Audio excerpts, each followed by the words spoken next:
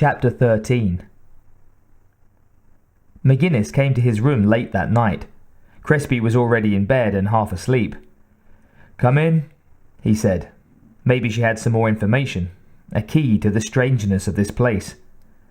"Sorry to come by this late, but I wanted to talk to you about some things." He sat up, turned on the small light by his bed. He usually slept in his boxers, so his chest was exposed. He started to reach for an undershirt, but she shook her head. She sat down next to him and smiled, somewhat shyly. Her hair was down and looked thick and dark, beautiful. It surrounded her face, framed the sweet smile and clear, unlined skin. He suddenly found it hard to talk. His throat was dry. "Lieutenant, Sharon, please." Sharon, was there something in particular that you wanted to discuss?" She kept her gaze on his, and her tone was light, but as she spoke, her hands went to the front of her shirt, and she began to untab it, exposing creamy skin. "No, not really. I just wanted to know if we understood each other earlier, about why I'm here and why you're here. I loved David, but David's gone now, and I haven't been made love to in a long time. Will you make love to me?" Crespi was literally speechless. He reached out, perhaps just to touch her hair, and she took his hand in both of hers and placed it gently on one breast. He groaned at the feel of it, the rounded weight of her flesh, and felt himself get hard beneath the blankets. She reached over and across him and turned out the light. The room was pitch black, her breath warm across his lips. They kissed, a long wet moment, and then she pulled away. He could hear the sound of clothes being dropped to the floor, the faint hiss of her breath. Hiss. "Sharon?" The sound frightened him, so familiar. The hissing grew louder, deeper, not her voice at all, but another, furious, suddenly raising up to a high-pitched shriek of piercing intensity. Crespi reached his hand outward, forward, and felt the cold, hard shell, the spindly blackness of the creature's arm. "Colonel Dr. Crespi," it croaked. He sat up in the dark, choking back a scream. "Colonel Dr. Crespi." The comm. Church, on the intercom. Dream. A dream, thank God. His gun was in his right hand, the metal barely warm from the body heat. He'd fallen asleep holding it. The creature's arm. Crespi fumbled quickly for the light as Church spoke again. "Colonel Doctor, yeah, Church." His head was fuzzy, the last terrible image from the dream still clear. He set the weapon aside, not wanting to touch it anymore. "Yes, it's Church. Sorry to disturb you, but the alien is dying. I thought you might want to be on hand." Crespi nodded. "Oh, yes, I would. I'll be right there." The comm went dead. Crespi got out of bed and started to get dressed, glancing blearily at the clock. He'd been asleep for less than an hour, but it was still just as well that Church had called. He didn't think he'd be able to sleep for quite some time. 5 minutes later, he stood in the front of the lab, yawning. His eyes felt gritty, and his muscles ached from his earlier workout, but he felt surprisingly alert, all things considered. The two guards waved him through with no hassle, the mandatory bioscan accompanied by friendly nods. Church must have told them that he was expected. Crespi stepped onto the viewing ramp, saw Church at the far end, his arms resting on the railing. The doctor didn't turn as Crespi walked out to meet him. The drone lay on the floor of the enclosure in a pool of green-tinted saliva, not moving. It was curled into a fetal position and was so still that for a moment Crespi thought it was already dead. The alien opened its jaws then, and its inner set of mandibles slowly inched out, resting finally on the cold floor. "What's it dying of?" Church sounded tired. "Who knows? Too long away from the hive, too long away from the queen. Discouragement, old age. In captivity, they just die, as I told you. They just die." Absurdly, Crespi felt an urge to comfort the aging doctor. He seemed depressed at the drone's imminent decease, almost despondent.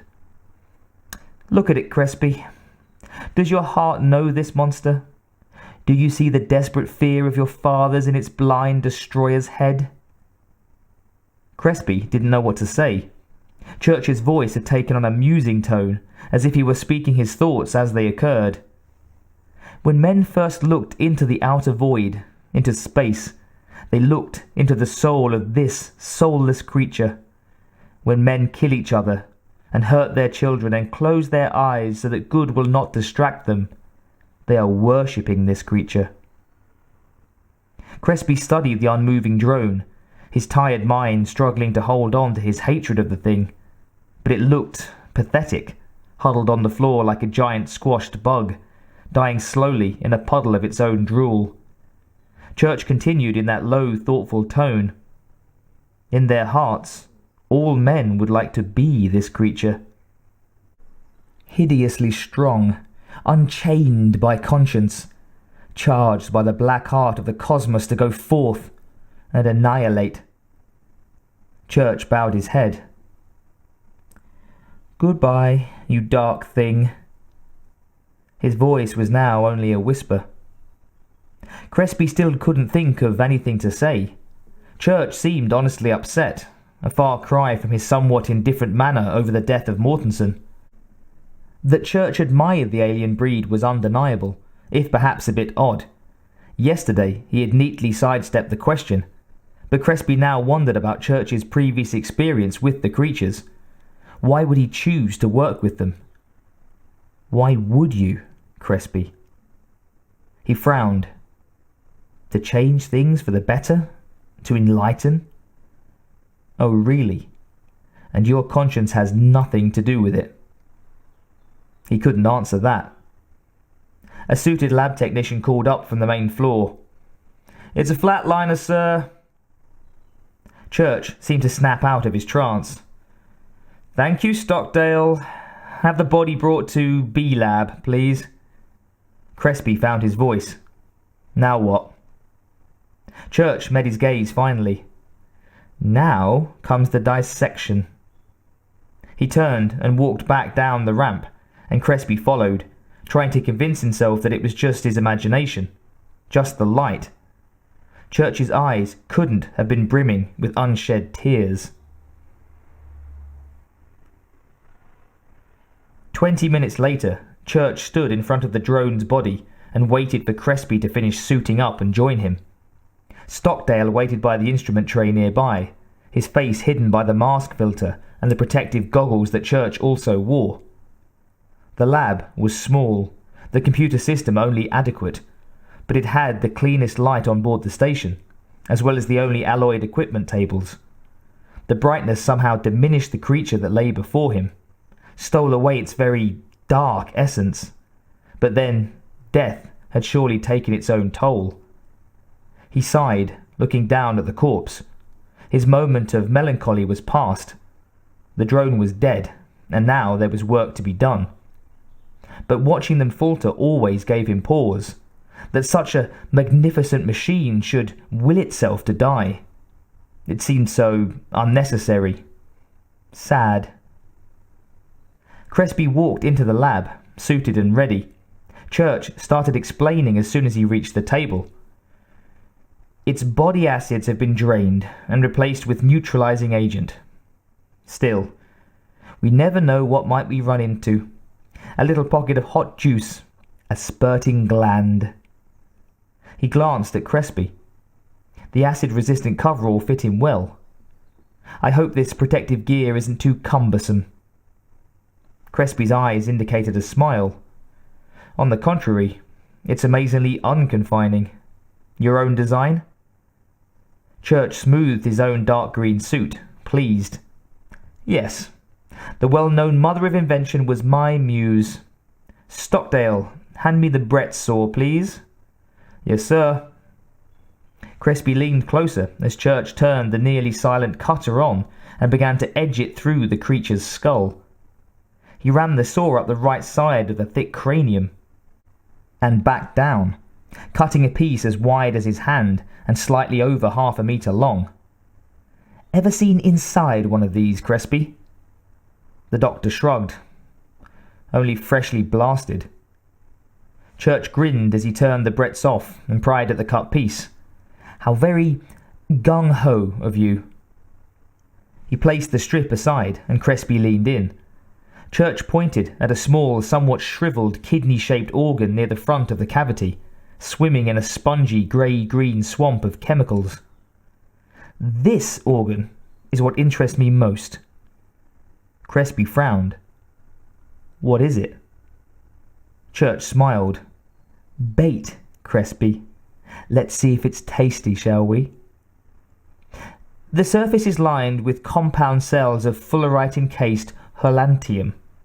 The internal structure is solid neurons in 2 binary fans, very, very dense. Crespi nodded, eyes sharpening, motioning for Church to go on. "I think it's the alien's psychic receiver, so to speak. The fullerite and holanthium pick up E-waves, and the fans create interference patterns from electromagnetic fields." Crespi was finally showing interest. "So it would not only receive brain waves, but enable the alien to assess physical characteristics by seeing its subtle body?" Church smiled again. "Not bad. Not bad at all." "Exactly. That's why strong EM fields affect them so greatly. I imagine it gives them the equivalent of an ice cream headache." Crespi seemed almost excited. "I'll remember that." Church pointed to the organ again. "Now, you can see that this thing has withered. In healthy specimens it's more bulbous, fills the cavity tightly. But in a languishing captive, it atrophies." Crespi pounced, which would explain why the crewman, under the influence of the telepathine, was able to affect the drone's behavior. Exactly. Stockdale, the linol. Church used the small diamond-edged scalpel to slice through the sinewy grey strands that held the organ in place. He placed it in an alloyed pan and set it in one of the chest-level trays nearby. Crespi switched on one of the small, intense spotlights above the tray and studied it closely. Church waited. "Come on, Crespi, it's right in front of you." "If your surmisal is correct, this receiver is where the crewman tuned in." Crespi stiffened, looked at Church with wide eyes. "By Jove, I think he's got it." "Wait, fullerite and holanthium can be synthesized." Church tried not to sound as patronizing as he suddenly felt. "It seems so obvious, doesn't it?" Crespi was practically leaping with enthusiasm. "Have you tried to reconstruct it in a coal tank or a computer model?" "Not yet. The molecular structure is too complicated to be duplicated through traditional gelification." "What about the computer model?" Church shook his head. "So far, I don't have sufficient structural data." "Well, let's get it and build one of these things." Ah, the magic word. Crespi was hooked, no question. Nothing left but to reel him in. "Let's? Does that mean you no longer consider this an illegal operation, Colonel Doctor?" Crespi didn't hesitate. "It means I consider this research too important not to receive full attention." Church smiled, glad that his mask kept Crespi from seeing it. "Well, let's get back to work then, and prepare yourself for a long haul. This may take hours." He went back to the table, pointing out various organs and structures in the alien's body, labeling them for Crespi's grasping mind as the morning hours stretched on. Crespi was good as caught, cooked and eaten. With a little luck, he'd have no more trouble from this man. And perhaps, just perhaps, you found the assistant you've been waiting for.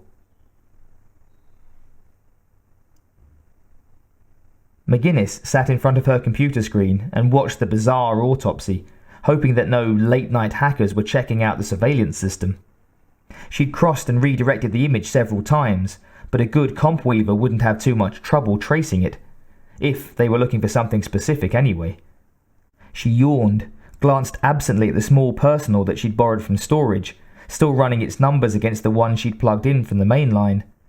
It bleated occasionally from its spot next to her cup of cold coffee, the soft tone of systems running through its tiny chip mind. She looked back at the green-suited figures on the monitor. The voyeuristic feeling was a bit unnerving, but she meant to keep track of Church if she could. Crespi too, for that matter. He seemed a little too excited by the alien dissection. Could mean a loss of objectivity, and she didn't want to be the only one watching. Dr. Church had taken one of his aliens out into the station earlier. It had been the talk of the rec room and again over dinner. If her suspicions were correct, that Church had been involved with David's death, the reason was becoming apparent, the evidence fitting together into a picture of undeniable clarity. Paul Church was insane. She thought about David for a moment, their too short time together, and then quickly pushed it away. From the day she decided to come to the Innominata, she hadn't allowed herself the leisure of grief, and wouldn't allow it now, not when she'd found out so much. She wondered vaguely what he would think of her now. Hell, what anyone would think.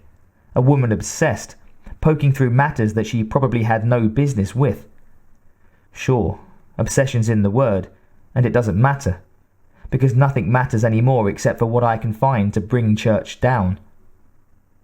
The personal beeped again, an end signal, and she reached over to tap through the extensive list it presented.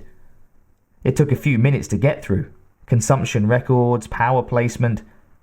Her heart seemed to stop in her chest. She went back to the beginning, read it again, a third time. McGinnis laughed, high and shaky, looked back at the surveillance monitor and picked out Church. "Got you, you bastard," she whispered, and hoped to God that she was right.